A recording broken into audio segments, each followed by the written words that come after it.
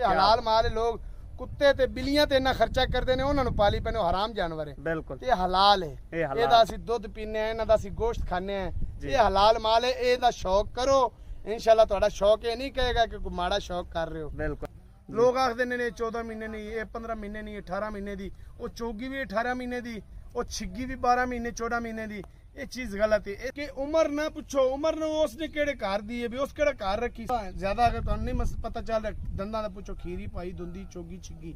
एक एक जानवर की आपको ਇੱਥੇ ਤੱਕ ਇਹ ਬਿਲਕੁਲ ਲੈ ਜਾਓ ਤੇ ਇਹਨਾਂ ਨੂੰ ਸਿਰਫ ਜਾ ਕੇ ਸਮਨ ਕਰਾਣਾ ਨੇ ਯੂਟਰਸ ਦੀ ਭਰਾਵਾਂ ਨੂੰ ਪੂਰੀ ਗਾਰੰਟੀ ਮਿਲ ਰਹੀ ਹੈ ਹਾਰਮੋਨ ਓਵਰੀ कोई अंदर इन्फेक्शन रसोली कोई मसला मसाइल कोई अंजीर कोई लुली लंगड़ी अन्नी कानी साडी जिम्मेदारी है तो क्या सात बच्चियां ए सात ये 2.5-3 महीने मेहनत मंगदियां ने 2.5-3 महीने उस वीडियो दे विच ला दिया ना हां जी मेरा फायदा है जी लेकिन मैं लोकां नूं धोखा नहीं देना मैं अपने भरावां नूं धोखा नहीं देना ਜਿਹੜੀਆਂ ਵੱਡੀਆਂ ਨੇ ਉਹ ਵੱਡੀਆਂ ਨੇ